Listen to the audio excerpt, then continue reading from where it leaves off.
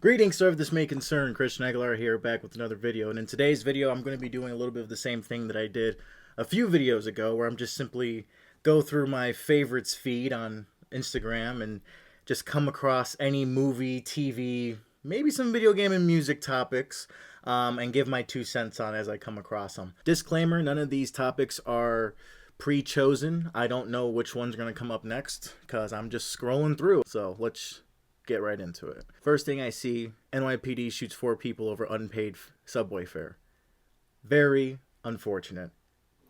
Thank God that's not movie related. Let's keep going. The Office remake trailer reveals a new cast of disgruntled characters. Now, I did see a little glimpse of this new trailer. They're doing an Australian remake of The Office, which I think at this point, The Office seems like a legacy that's gonna go on forever. In terms of, I feel like there's always gonna be a new country at this point that's gonna probably do their take on The Office, and that would honestly be a cool tradition to keep up. You know how James Bond has the tradition of, we got to recast them every couple movies, right? We have a little era with one actor as Bond, and then we take some time away. We come back to the same franchise, but it's a little different. Same formula, but a little different, right? And I feel like that's what The Office is.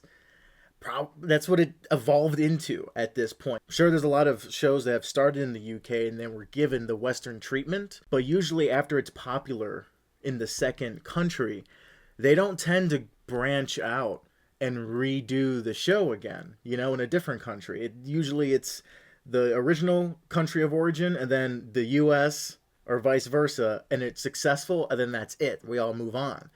But what The Office seems like it's doing, especially with this new trailer, it's like, we're going to be here for a while. And this is going to be like a legacy thing where new cast of characters, new cast of writers, new production comes on and gives their new take on the Office formula, you know? So it's very interesting. I'm not the biggest Office fan. I've seen a few episodes of the UK version, and I've seen a few episodes of the US version. And when I saw from the trailer, this does feel like it's grabbing the best of the American and the best of the UK and bringing them together.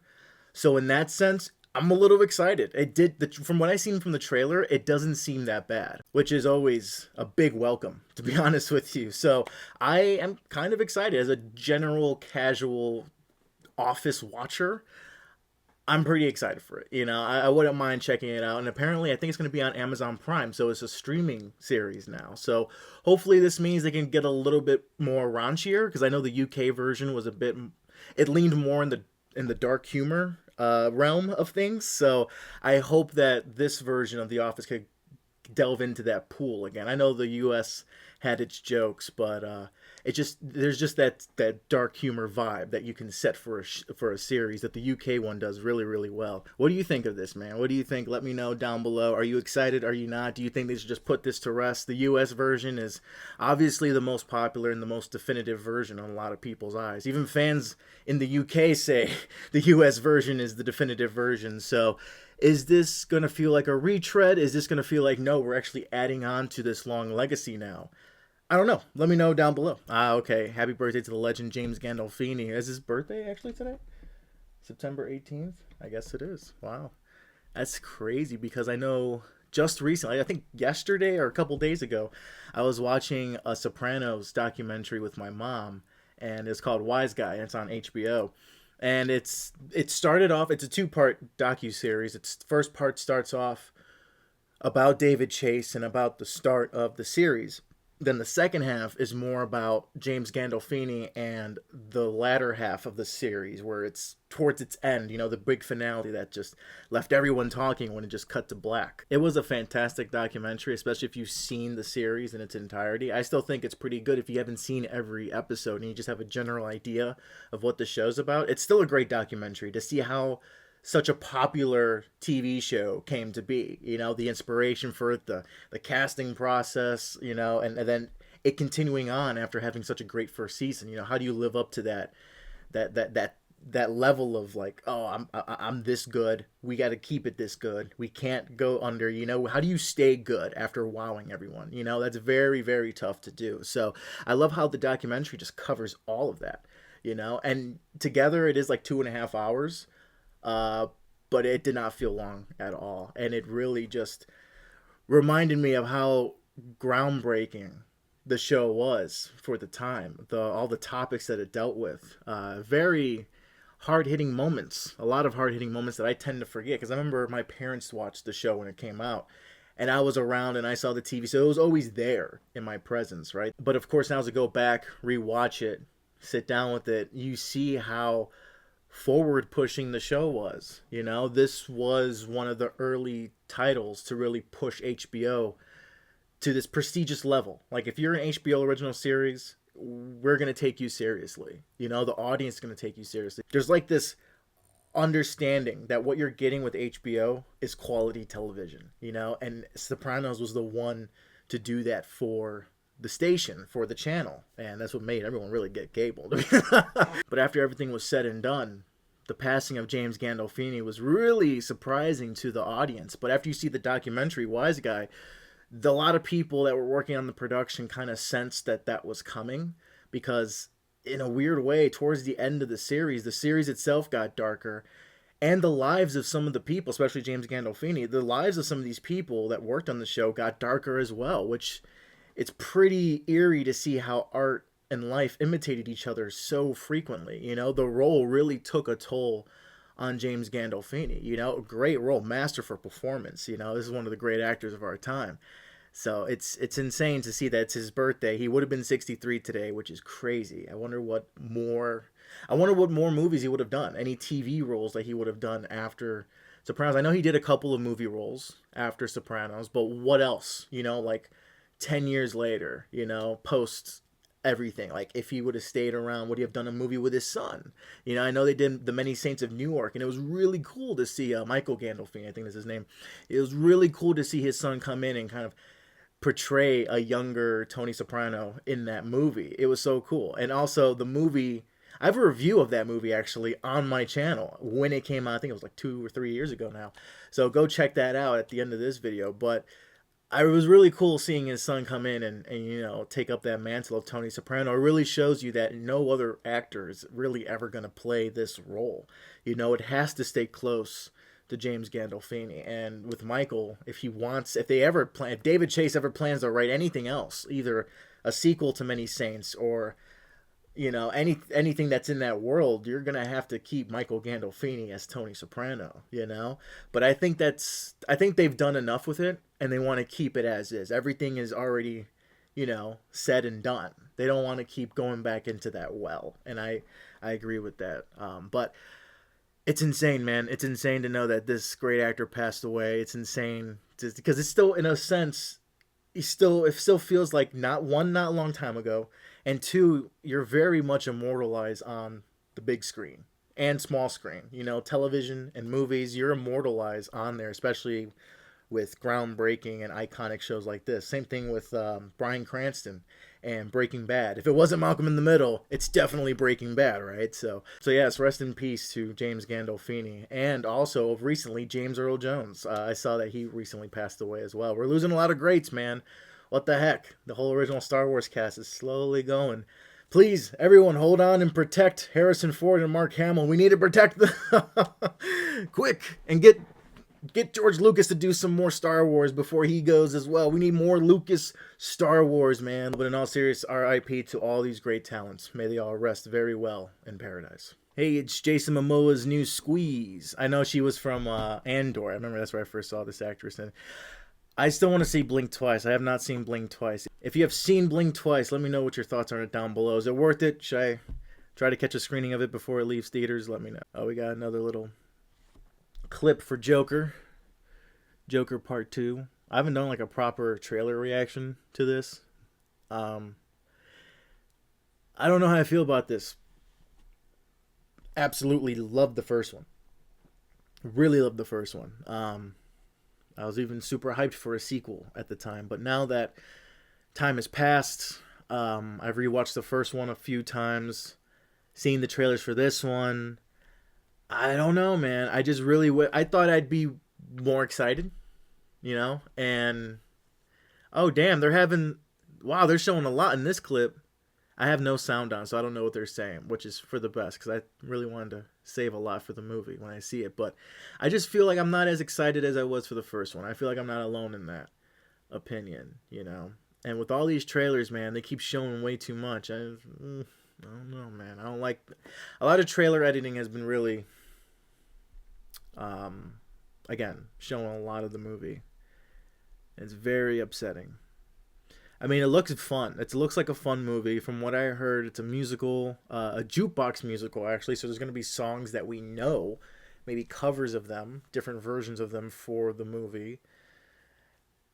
The idea of bringing in Harley into this somewhat grounded, mental health heavy universe.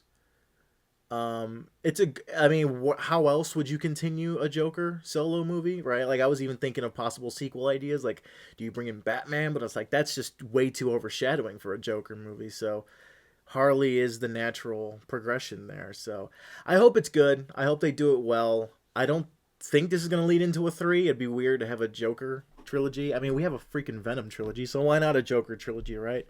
But again, like, how would you continue a story of a solo Joker, right? Like, where would you go from there? From Harley and Joker, now they're, you know, like, where do you go next? Yeah, I don't know. It's crazy that we got 2 solo Joker movies thus far. And I really wish this was a part of the Robert Pattinson Batman universe. The Matt Reeves universe. Oh, that was, man. I like Barry Keoghan. Barry Keoghan as an actor, great actor. But come on, man. What I saw of his Joker, it just didn't scream Joker to me. It just, you know, it just screamed like I'm any other lunatic in an asylum, personally. Now, look at Joaquin Phoenix's Joker. Joaquin Phoenix's Joker is a Joker that stands on its own, for sure. So to see something so definitive in the character of Joker, and Robert Pattinson really stands out as his own Batman. Come on, man. Come on, stop being so scared, right? I mean, it would be cool to look back and think 2019's Joker was the start of the entire universe. It starts so simple in a sense, right? Because if you compare it to where they're going to go, like with Justice League fighting like Darkseid and stuff, that's big and spectacle. Look back, where did it all start? Joker and his crazy ass on the bus. You know, like, that would be so sick. But unfortunately, it's not connected. This is very contained. And my biggest question is if they're going to do anything with that Bruce Wayne Batman build up in the first movie. That was the one thing I did not like about the first movie, is how heavily connected it was with Batman, and how it literally took part of its runtime to show Batman's origin, the death of the Waynes again. So why do all that song and dance if you aren't going to do anything with Batman? Maybe Batman's going to come into play in this second movie. I hope so, because that would really make what happened in the first movie look a bit pointless. I understand you're trying to show that there is a Batman in this universe, sure, whatever, but why go all, like, why, like, just, you could have, like, lightly referenced it, you know, like, just have Wayne Tower in the background, the mention of the Waynes and stuff like that, you know, you don't have to go and show their death again, and, you know, because that just leads everyone to think Batman's coming, you know. Again, it would have been cool if that was the start of Robert Pattinson's Batman. That's how his parents died. And then, because Joker came out first, and then we got The Batman. So that would have been a nice lead into The Batman, right? This is set years later. This is the current Gotham City that is what it is because of the events of Joker. You know, that would have been so sick. But I just hope Superman can bring that spirit to the DC universe, where we can look back at the first Superman movie and be like, wow, look at where it all started. It started so simple compared to where we are now, you know, because that's how a lot of people look at the MCU, from Iron Man 1 to Avengers Endgame.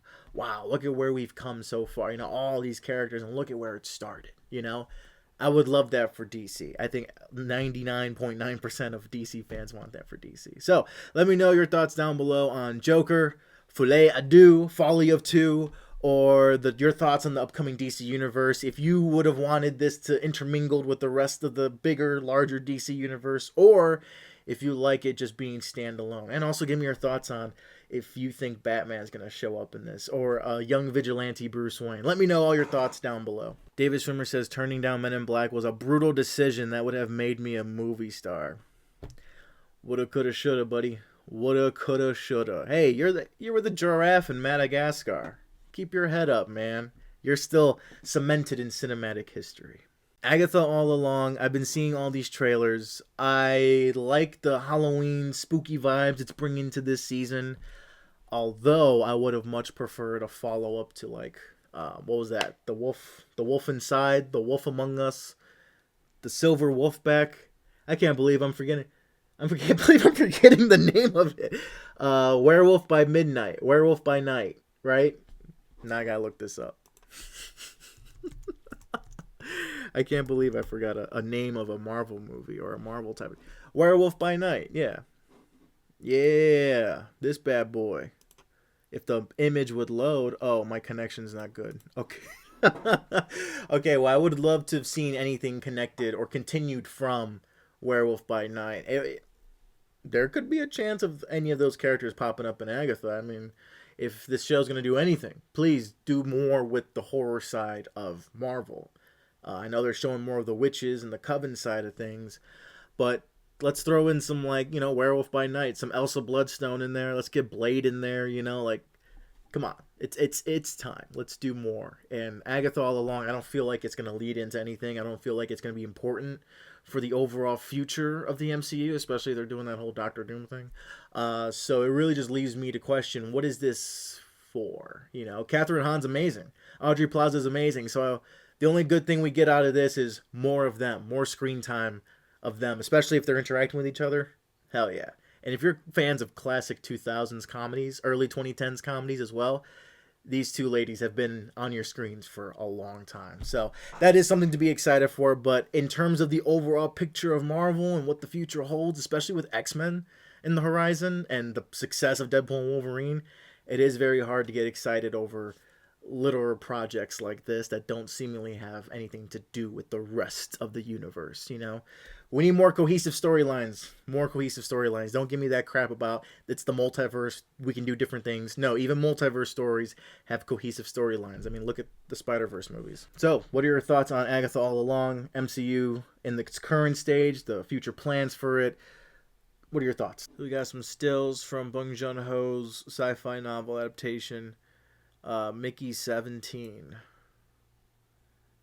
I think there's a trailer for this. I didn't watch the trailer, but I'm interested to see what he got in store, man. And this movie seems to have a lot of well-known faces in it, so I'm pretty curious. Bring it on, man. I know he did Snowpiercer as well, so and Parasite was good. I know maybe a lot of people are like, Parasite is overrated at this point, which I can understand, but Parasite was great, man. I loved Parasite, so I'm excited to see what this guy got cooking up, man.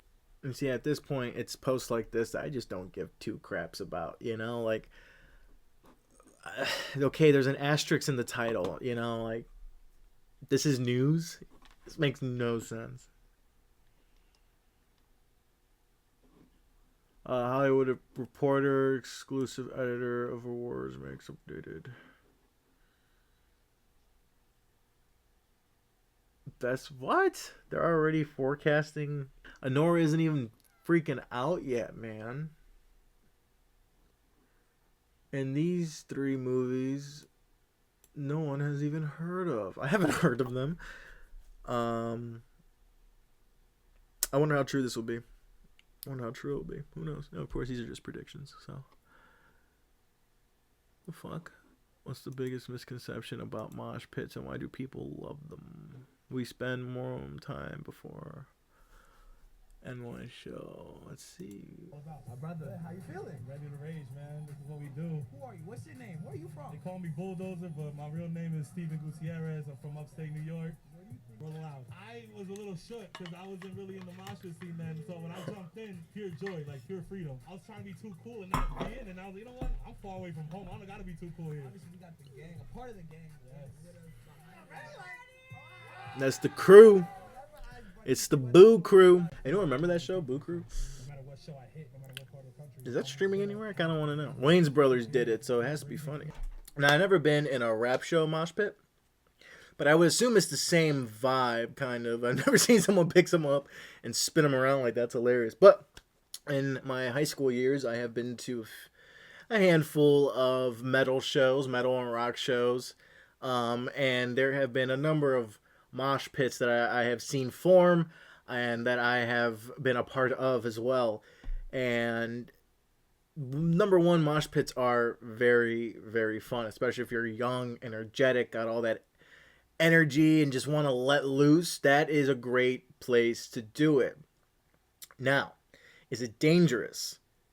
Of course, it is dangerous. Now, it's not overly dangerous. Now, where you join a mosh pit and you're going to get seriously injured, no. The chances of that actually happening are relatively low. You know, like there will be people there that also don't want to get hurt, yet they want to have the same amount of fun. You might have one or two assholes in the crowd that'll be like, yeah, start like hitting and punching people and swailing their arms around, and and they're like just being obnoxious. There are those people there, and those are the people you have to keep your eye out for.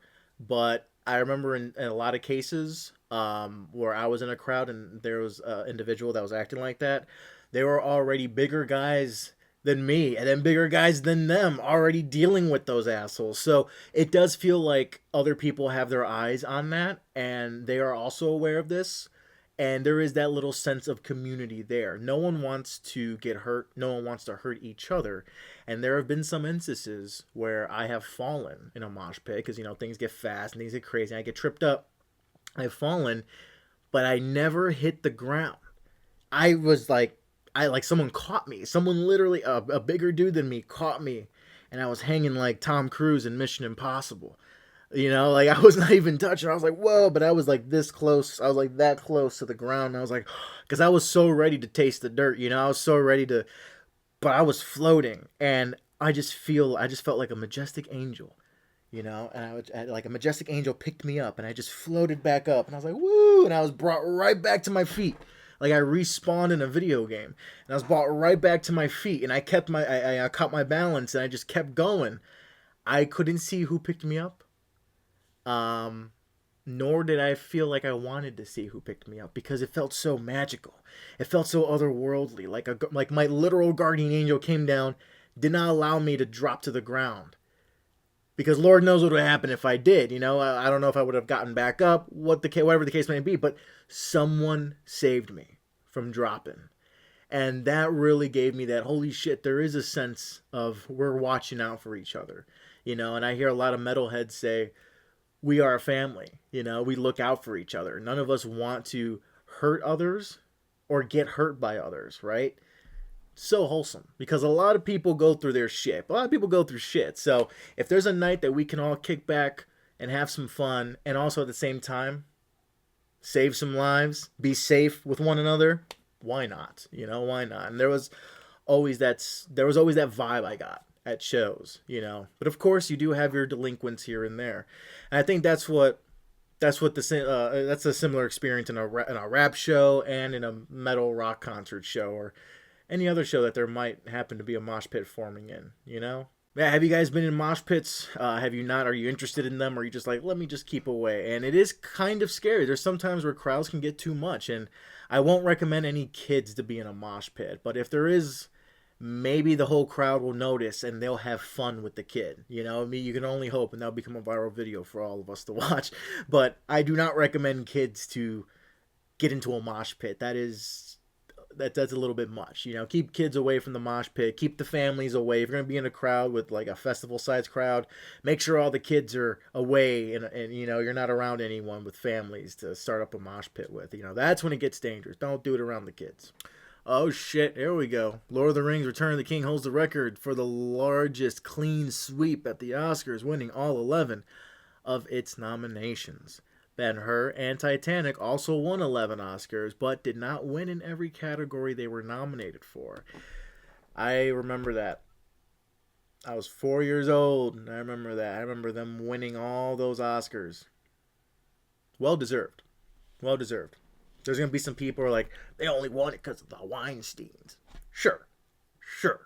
The award ceremonies are very political. They're a political game. And it does seem like the ones with the money get the awards, right? The awards are really a little bit predetermined that way, Like, we want to make sure our movie gets the most awards, right? Sure. But I also think if you take that aspect away, I still think it would have won those 11 fucking Oscars because it's such a badass movie. The whole Lord of the Rings trilogy is so perfect. Perfect. Especially when it comes to adaptations, in my opinion. Again, this is all my humble opinion. Especially when it comes to adaptations. Oh, dude, come on. I know Tom Bombadil isn't in there, and I know they're leaving. I think they left out one Gondorian soldier character in the third book that interacts with Pippin.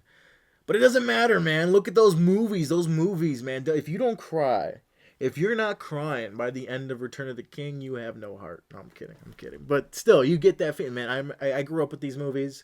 These were one of my early cinematic experiences. I remember seeing Return of the King in theaters. I just remember the entire crowd erupting into applause when Aragorn turned back to the crowd and he said, "For Frodo," and ran forward. And then we see Merry and Pippin charge forward, following in his lead.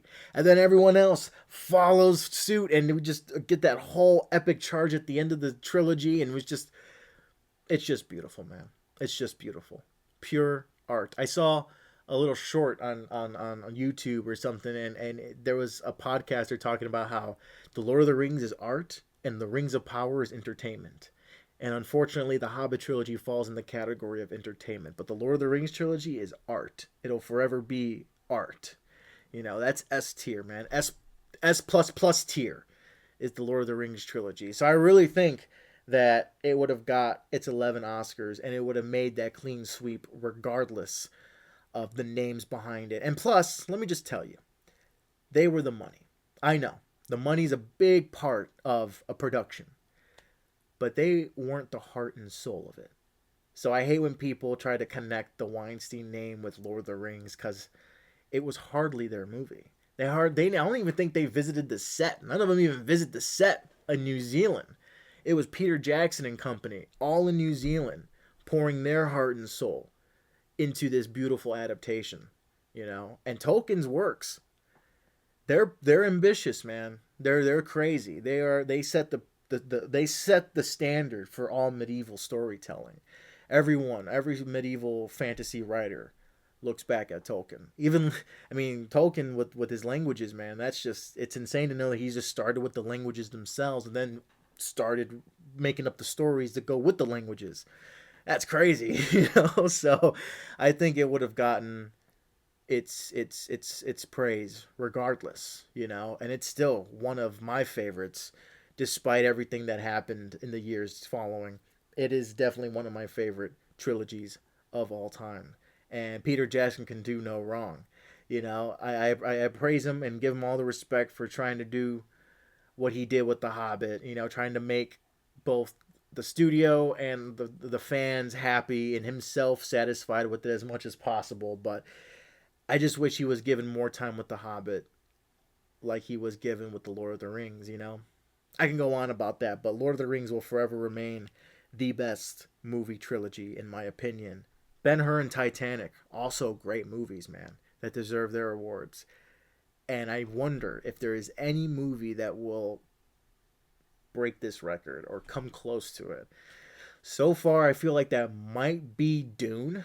Denis Villeneuve's Dune, because I feel like he's doing for Dune what Peter Jackson did for The Lord of the Rings, right? He's given it that definitive adaptation, because I don't see Dune being remade again after these new ones. These new ones do feel very definitive to that franchise. Sure, there might be some Dune fanatics who are like, no, they could be more accurate. But to me, those do feel like the Lord of the Rings movies for that. So maybe Dune Part 2 or Dune Messiah could rack in those awards.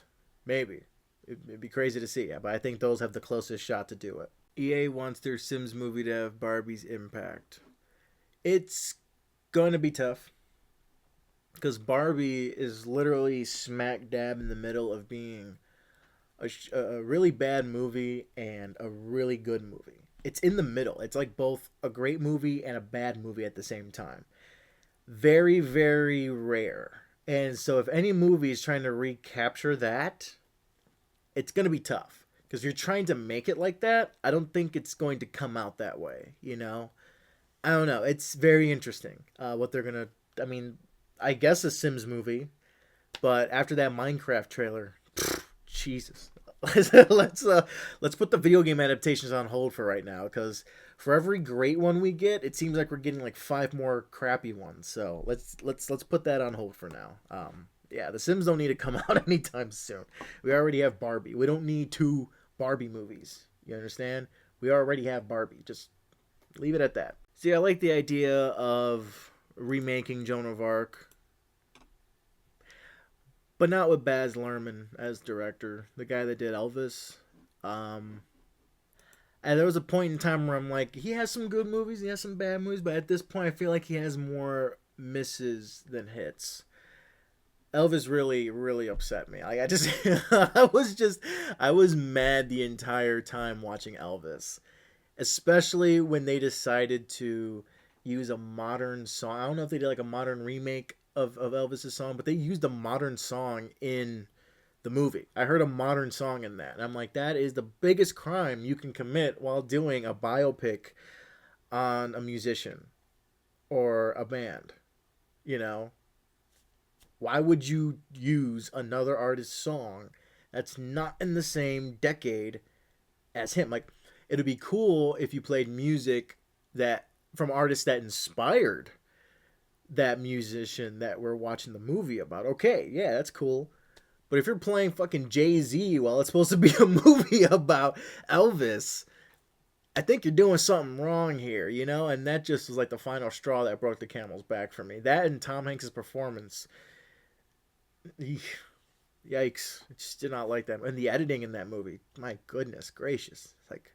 It's like it felt like a teenager that just discovered editing software and was just going ham with the transitions. There's good transitions, and there's just you're doing too much with the editing, you know? So she looks like a good actress. I think this is the same, but they didn't put her name here, but I'm thinking this is the same actress from Alien Romulus, Kaylee Spaning, whatever her name is. I forget her name, but she looks like a cool choice for Joan of Arc. You know, I heard John Ortega expressed interest in playing Joan of Arc.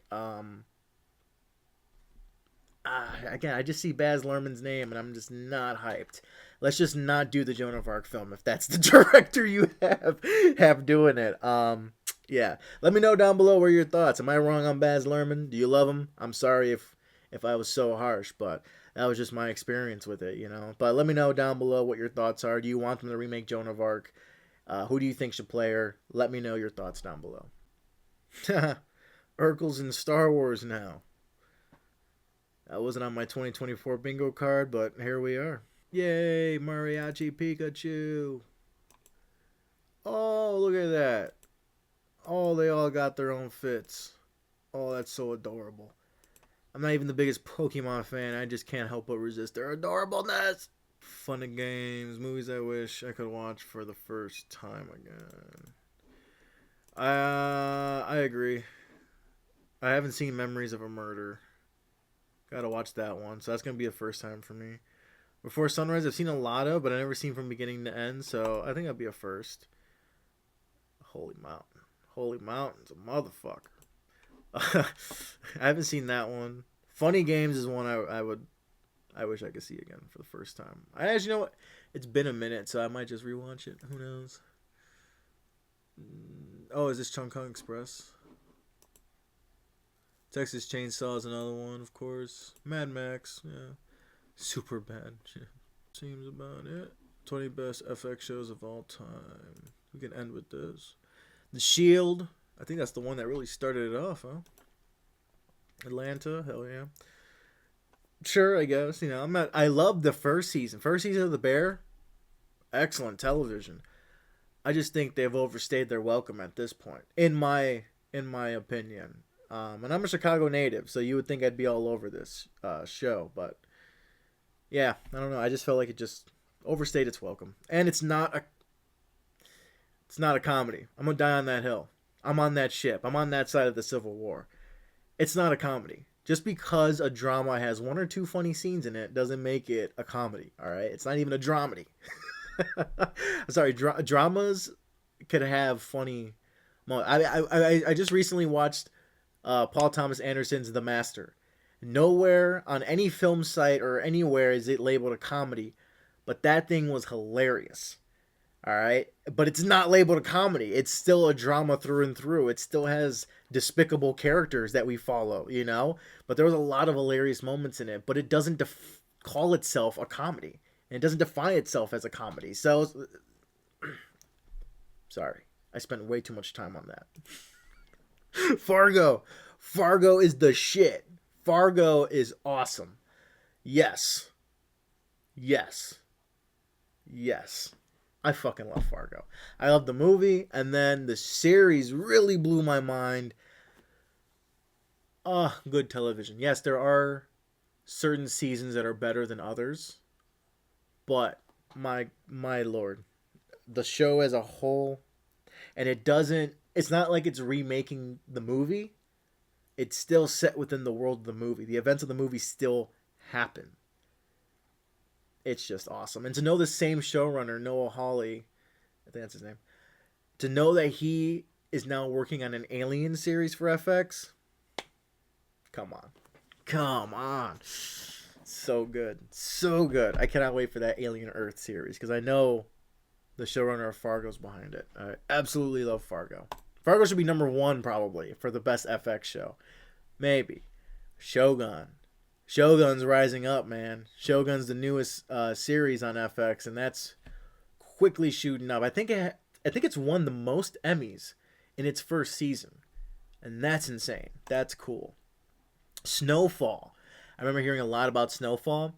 Never sat down and watched it. Maybe I should sit down and watch Snowfall, man, because I think it's over. I think it's complete now. So I have a beginning and end to a story. So I should probably check out some Snowfall. Sons of Anarchy. I remember Sons of Anarchy. I never watched it religiously, but I knew that had a huge following to it. I don't know if I'll ever sit down and watch this. It's never really like jumped out at me. It's like, ooh, I gotta sit down and watch all this, you know. But I don't know. Maybe one day.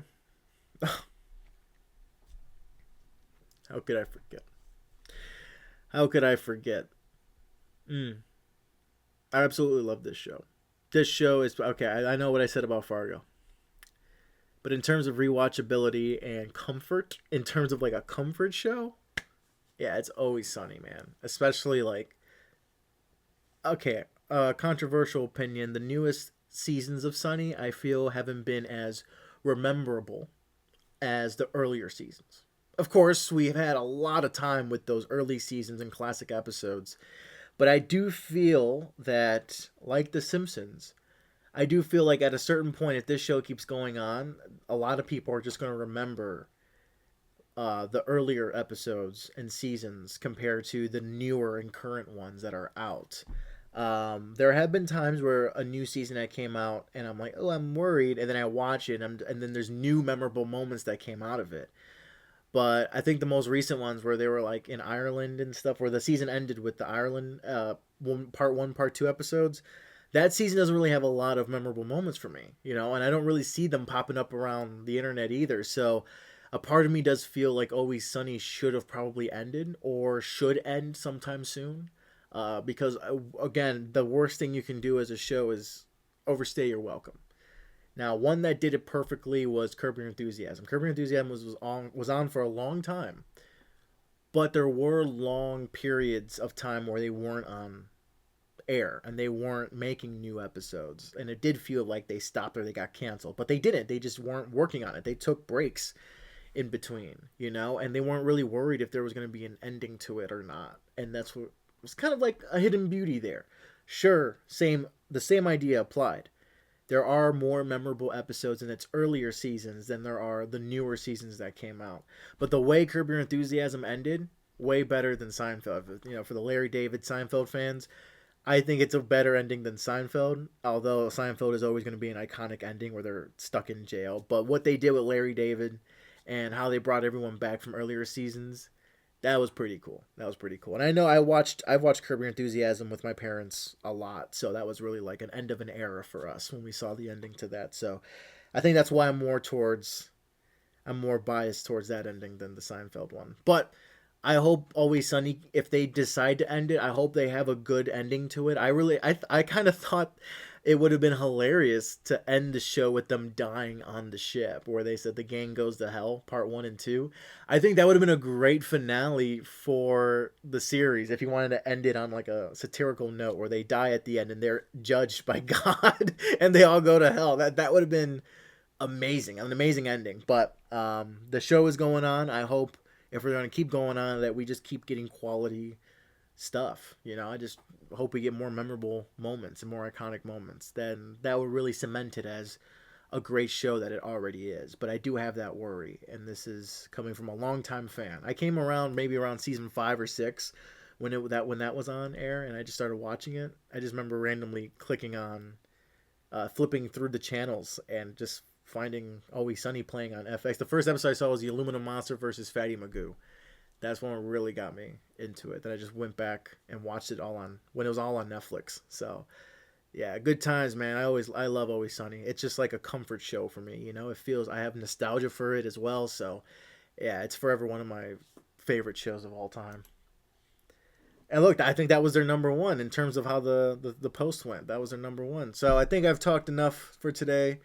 That is it for today. Let me know your thoughts on any of the topics down below. Thank you so much for reaching to the end. If you did, please like, share, and subscribe to support the channel. It's very much appreciated. I hope you're all safe and well out there, and I'll see you all in the next one. Take care.